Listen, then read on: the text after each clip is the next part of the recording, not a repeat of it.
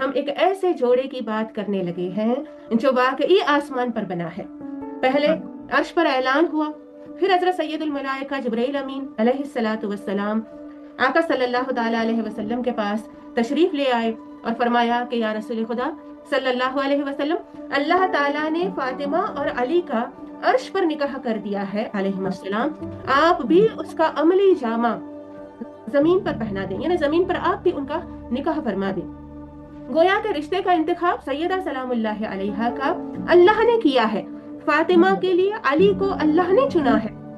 پھر آپ دیکھیے آقا صلی اللہ تعالی علیہ وسلم نے سیدنا علی علیہ السلام سے آپ کا جب نکاح فرمایا تو اس وقت میں بہت سے صاحب ثروت اور مالدار صحابہ کرام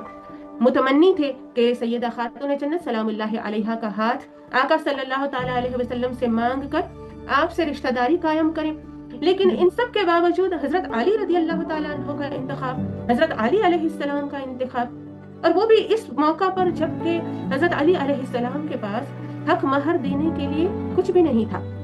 صرف ایک زرہ تھی۔ حضرت عثمان غنی رضی اللہ تعالیٰ عنہ نے سچویشن بھانپ لی اور آپ نے حضرت علی سے فرمایا کہ علی کیا تم مجھے یہ زرہ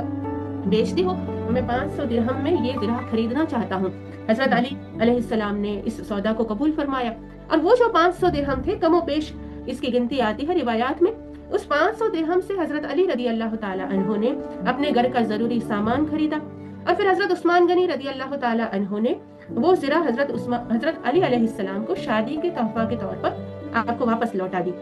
تو گویا کہ اس تمام سچویشن میں حضرت علی علیہ السلام کا انتخاب کر کے اللہ کے رسول صلی اللہ تعالی علیہ وسلم نے امت کو یہ پیغام دیا کہ اپنی اولاد کا رشتہ جب کرنے لگو تو دینداری کو پرائیورٹی دینا ہے۔ پھر آقا صلی اللہ تعالی علیہ وسلم کی مرضی مبارکہ سے حضرت سیدہ سلام اللہ علیہا مولا علی شیر خدا علیہ السلام کے گھر جب تشریف لے آتی ہیں تو آپ دیکھیے کیا ہی تصویر ہے، ایک سیدہ کائنات ہے اور ایک مولا کائنات ہے، ایک موج کرم ہے اور ایک فیض کا دریا ہے، ایک زہد و کرم کی ملکہ ہے اور ایک شجاعت کا بادشاہ ہے۔ حیدر ہے کل ایما اور کل عصمت زہرا، حیدر ہے کل ایما اور کل عصمت زہرا، اس سر پہ وفا کا صحرا، اس سر پہ حیا کا صحرا۔ اس شان اور عظمت کے مالک، دونوں ہی یہ شاندار اور عظمت والے آل رسول صلی اللہ علیہ وسلم اپنے نئے گھر میں آقا صلی اللہ تعالی علیہ وسلم کے منتظر ہیں، اور یہ ڈسکس کر رہے ہیں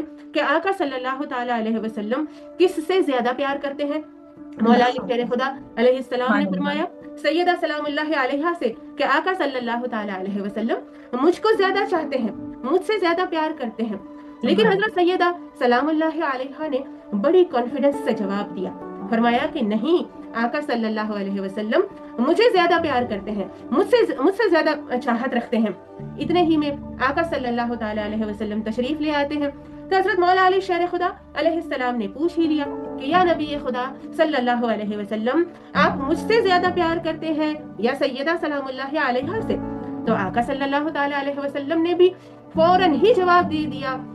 فاطمہ احب الی منک، اے علی، فاطمہ مجھے تم سے زیادہ محبوب ہے، تم سے زیادہ پیاری ہے، وانت اعز الی منہا، اور تم مجھے فاطمہ سے زیادہ عزیز ہو۔ تو اس طرح سے محبتوں کا اور شفقتوں کا اللہ کے رسول صلی اللہ تعالی علیہ وسلم نے اپنی اولاد اطہار کے سامنے اظہار فرمایا۔ تو اولاد سے پیار تو ہر کوئی کرتا ہے، لیکن اس کا اظہار کرنا بھی سنت رسول صلی اللہ علیہ وسلم ہے، اگرچہ اولاد شادی شدہ ہی کیوں نہ ہو۔ پھر اللہ کے رسول صلی اللہ تعالی علیہ وسلم نے دونوں ہی اولاد اطہار کو نصیحت فرمائی کہ علی، گھر کے باہر کے کام تم دیکھو گے، گھر کے باہر کے معاملات کو تم سنبھالو گے، اور سیدہ سے فرمایا کہ فاطمہ،